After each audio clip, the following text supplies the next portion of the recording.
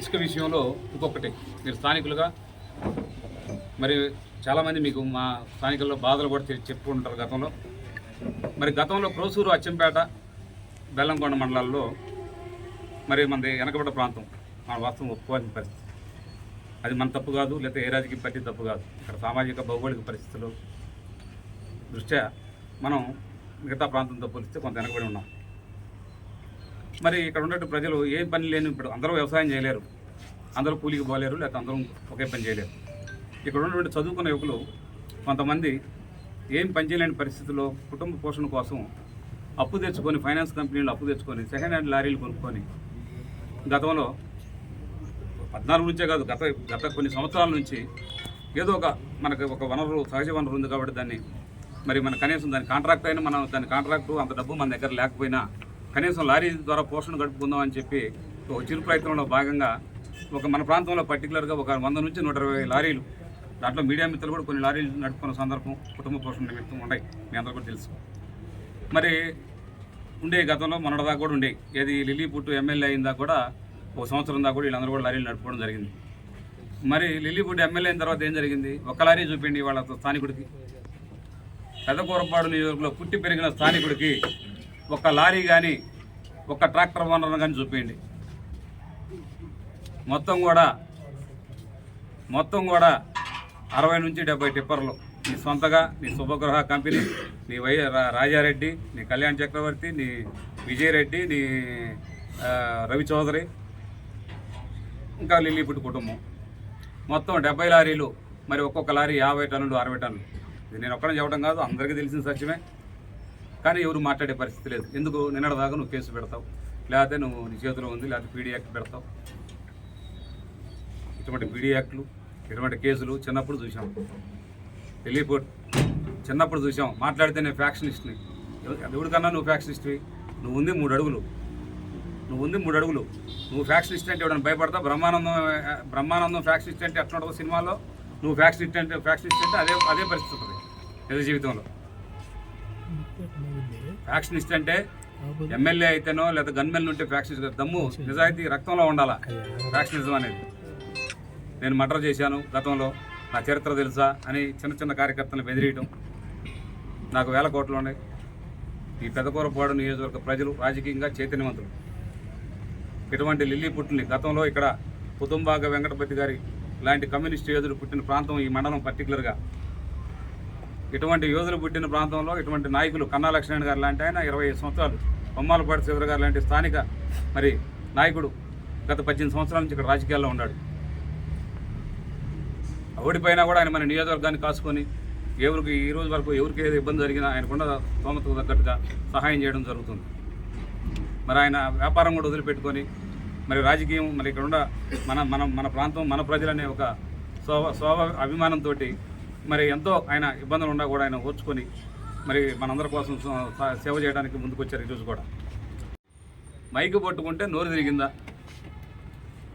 మీదే సాక్ష్యం. First meeting మీ ఆధ్వర్యంలోనే మీ అచ్చంపేటలో జరిగింది. ఫస్ట్ మీటింగు, లిల్లీపుట్టు మీటింగు, ఈ నియోజకవర్గంలోకి ఎంట్రీ మీ ద్వారా, మీ మీడియా ద్వారానే అచ్చంపేటలో పెట్టడం జరిగింది. మీ అందరూ మీరే దానికి కార్యక్రమం రూపకల్పన కూడా చేసింది మన సోదరుడు ఆధ్వర్యంలో. మైకు పెట్టుకొని మాట్లాడడం జరిగిందా? చెప్పండి, మీరు చెప్పండి. కానీ తెలుగు ఈరోజు స్వచ్ఛంగా తెలుగు మాట్లాడమనండి, ఒప్పుకుందాం.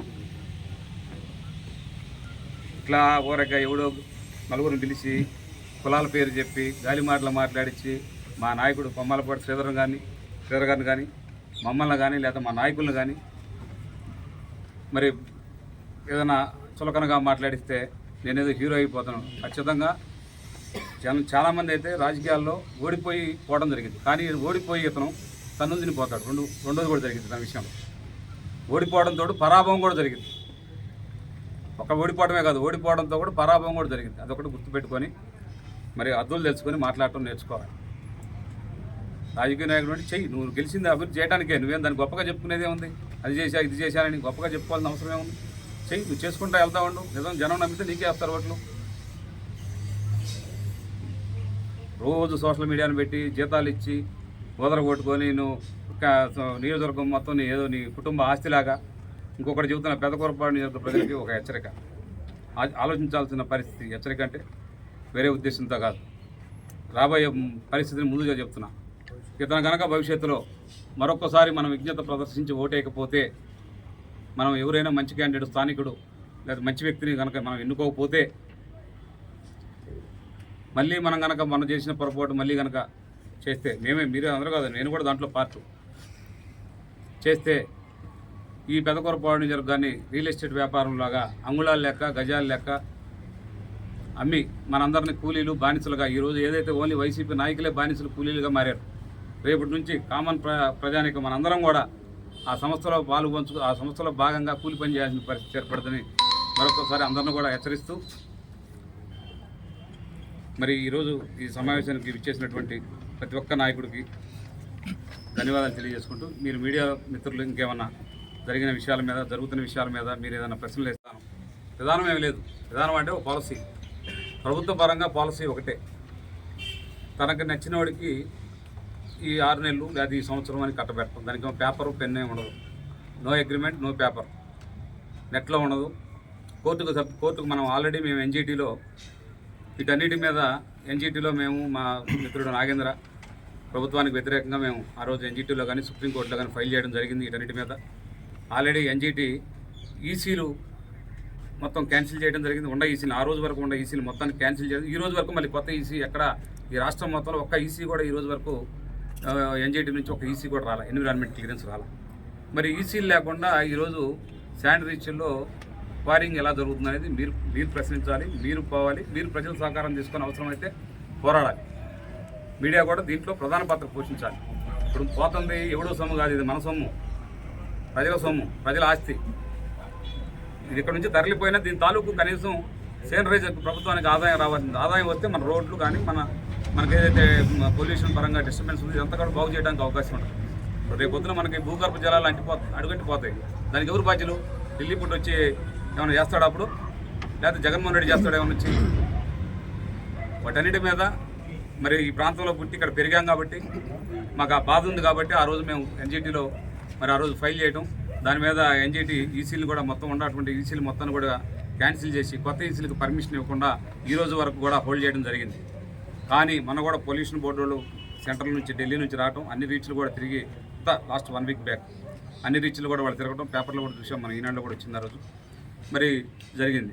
కానీ ఎవరు క్వశ్చన్ చేసేది ఎవరు? ఇన్ని లారీలు పోతున్నాయి, ఈసీ లేదు, క్వారింగ్ పర్మిషన్ లేదు, మైనింగ్ పర్మిషన్ లేదు కదా, మరి ఎట్లా క్వారింగ్ చేస్తున్నారని ఇదే మీడియా మిత్రులు అక్కడ ఉన్నటువంటి స్థానికులు ఆ గ్రామానికి చెందిన వాళ్ళు ఎవరైతే వాళ్ళ ప్రజలు ఉంటారో అన్ని పార్టీలకు అతీతంగా తీసుకొని వెళ్తే క్వారింగ్ జరిగిద్దా? జరగదు. కారణం ఏంటి? మనం ఎందుకు పోవట్లేదు? కేసులు భయం.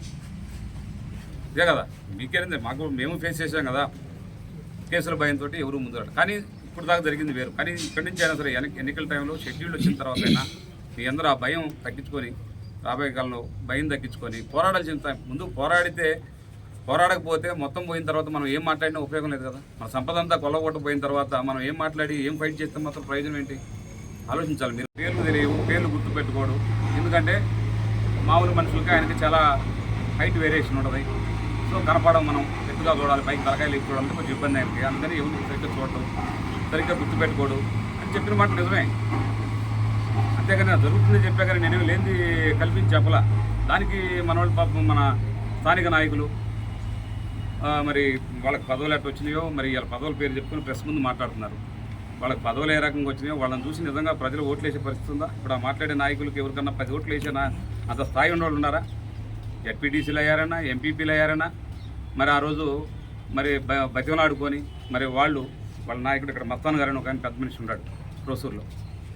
మరి ఆయన అమ్మడి చిన్న చిన్న పనులు చేసుకుంటూ ఆయనతో కలిసి తిరుగుతూ ఉండి ఆయన త్యాగం చేసి, నాకు వయసు అయిపోయింది, నేను సీనియర్ని, నేను తిరగలేను రాజకీయాల్లో అంత పూర్తి స్థాయిలో, నాకేదో లోకల్గా చూసుకుంటాను, ఆయన త్యాగం చేసి వీళ్ళందరికీ తలా ఒక పదవి మేము కాదు కూడదు అని చెప్పి అన్నా కూడా ఆ రోజు బతిమలాడి ఆయన త్యాగంతో వచ్చిన పదవులు లేదు, మా దయాదక్షిణలతో వచ్చిన పదవులు. నిజం చెప్పాలంటే అది గుడ్డ మీద చేసుకుంటే వాళ్ళకే తెలుసు, మాకు తెలుసు, లేకపోతే ఇంకా మనందరికి మీకు కూడా తెలుసు. చాలామంది కనీసం వీళ్ళు పోటీ చేస్తే ఆ రోజు ఎవడు ఓట్లేయడానికి రాలా బూత్ దగ్గరికి. మీ అందరికి కూడా తెలుసు, మీరు చూశారు. మీడియాలో కూడా వచ్చినాయి. ఆ ఓట్లు కూడా మరి ఆ రోజు ఉన్న పరిస్థితుల్లో ఈ పార్టీలు మరి పోటీ నుంచి విరమించుకున్నందువల్ల మేమే ఆ ఓట్లు కూడా మా కార్యకర్తల చేత పెట్టి వేయించుకోవడం జరిగింది. సరే తప్పు ఒప్పో నాకు తెలియదు, కానీ ఈ సందర్భంగా చెప్పాల్సిన పరిస్థితి వచ్చింది. మీ అందరూ కూడా చూశారు కళ్ళతోటి సాక్ష్యంగా.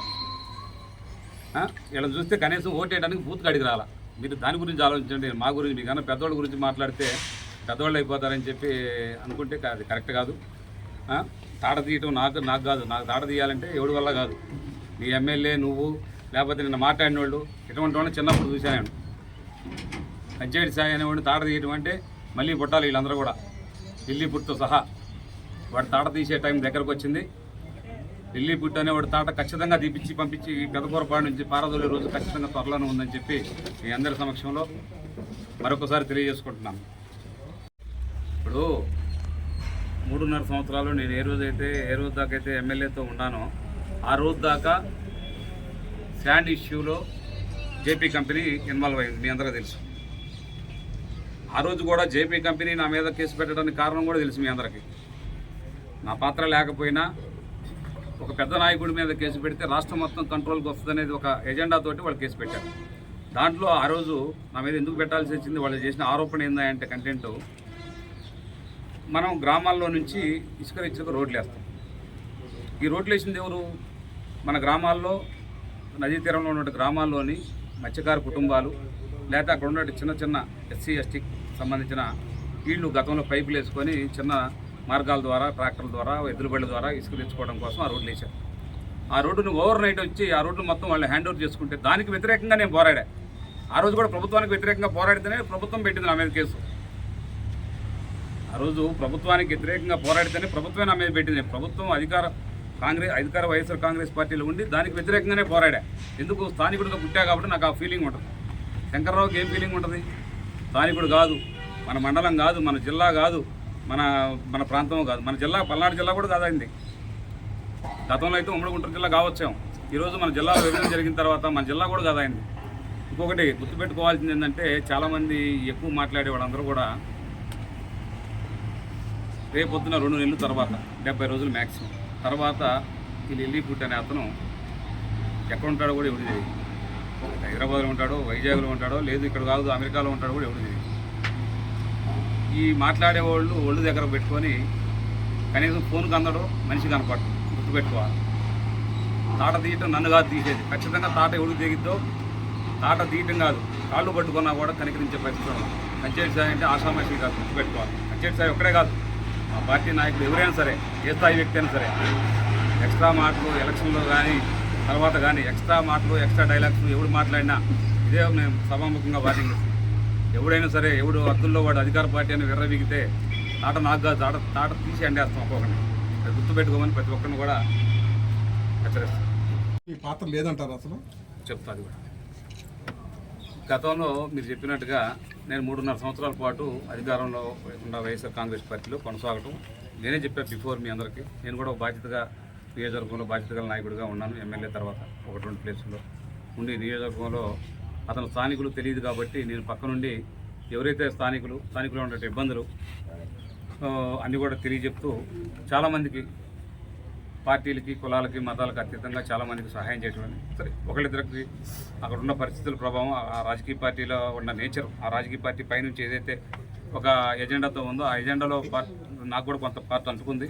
నేను కూడా కొంత సరే అక్కడ ఉన్నాం కాబట్టి కొంత చేయాల్సిన పరిస్థితి వచ్చింది. వాళ్ళందరికీ కూడా నేను పార్టీ మారిన తర్వాత, పార్టీ మారే ముందు కూడా నాతో ఎవరైతే నా వల్ల ఇబ్బంది పడ్డారో వాళ్ళందరికీ నేను సభాముఖంగా కూడా వాళ్ళందరికీ హార్ట్ఫుల్గా, ఏదో వరకు మొక్కుబడి కాదు, హార్ట్ఫుల్గా నేను క్షమాపణ చెప్పడం కూడా జరిగింది. ఇది నా పాత్ర ఉన్న మటుకి, నా పాత్ర ఎంతైతే ఉందో అంత మటుకు నేను చెప్పుకోగలిగాను.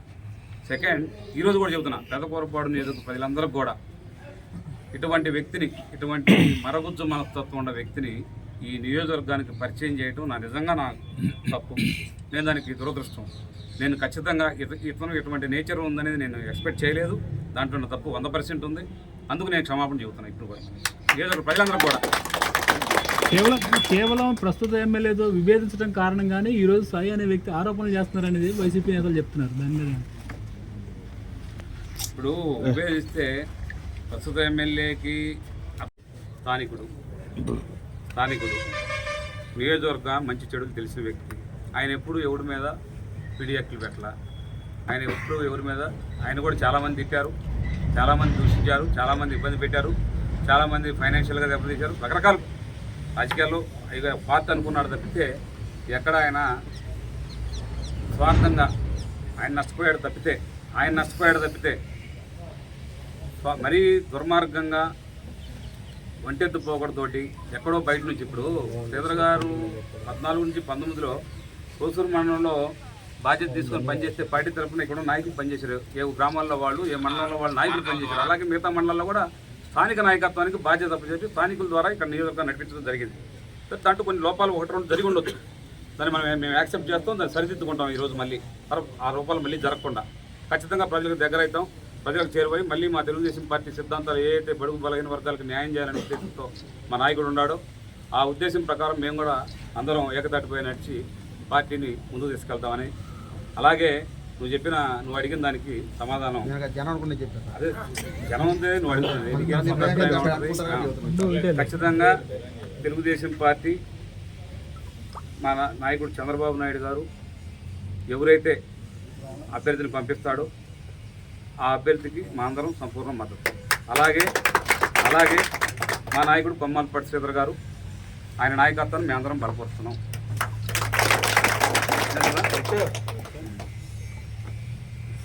ఓకే, మరి ఇంకోటి ఇస్తారా 100%. 1వ తారీఖు నుంచి మా పార్టీ పెద్దలతో మాట్లాడి మా నాయకుడు కొమ్మలపాటి శ్రీధర్ గారితో మేము ఈ విషయం మీద మా నాయకులందరం కూడా కూర్చొని డిస్కస్ చేసి 1వ తారీఖు తర్వాత ఎట్ ఎనీ మూమెంట్ దీని మీద శాండ్ ఇష్యూ మీద, పాలసీ మీద నియోజకవర్గంలో, ఎందుకంటే మన పల్నాడు జిల్లాలో మనది ఒకటే నియోజకవర్గం శాండ్ ఇష్యూలో ఉంది. దీని మీద ఖచ్చితంగా క్షేత్రస్థాయిలో కూడా పోరాటానికి సిద్ధంగా ఉంటాం.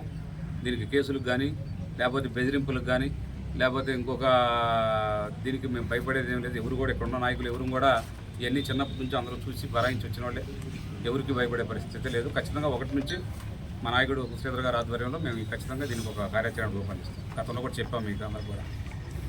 నెక్స్ట్